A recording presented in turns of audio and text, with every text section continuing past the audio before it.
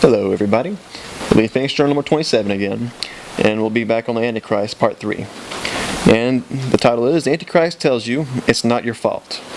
For example, it is not your fault that your husband is an alcoholic and beats you, or that your parents abandoned you, or that you were fired from your job, or that your government leaders are corrupt, or that we have gone to war, and on and on and on.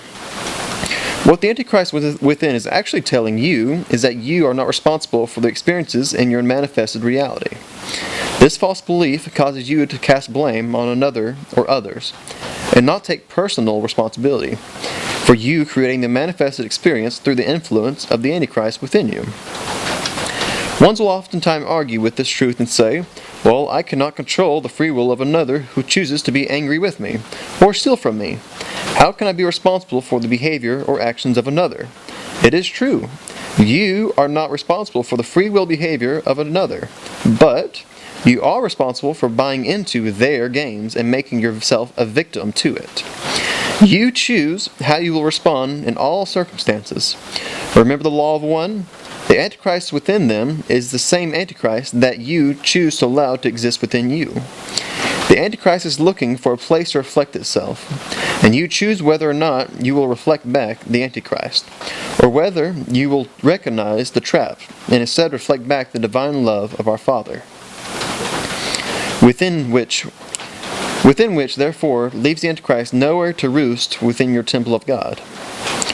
Here is a portion of a most wondrous prayer by Hatton, which is helpful to remember in your daily communion with God, and in times when you feel you could be lured into the Antichrist drama of another. Father, let me always allow your will to manifest through me, that I stand in judgment of no man, yet wisely judge that which is given in action against your holy presence.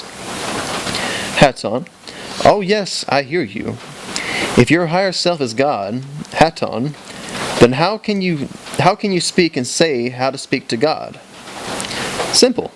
Because I, therefore, know that which God hears and honors, just as so should you. Let us put it this way: if the message of the horse comes directly from that horse's mouth, are you going to believe it? If God's going to give you this truth in this time for this generation, are you going to listen to it? If it comes right from the horse's mouth, even with his laws. You see, whether you are aware of it or not, you are unconsciously manifesting all within your scope of reality, mostly with your altered ego. The beautiful thing about this truth is that when it is realized, one can become a conscious creator of truly balanced manifested experience by surrendering his altered ego to the loving divine God within him, and so thereby balancing all of his creation within the laws of God and the creation. And that's all for number 3.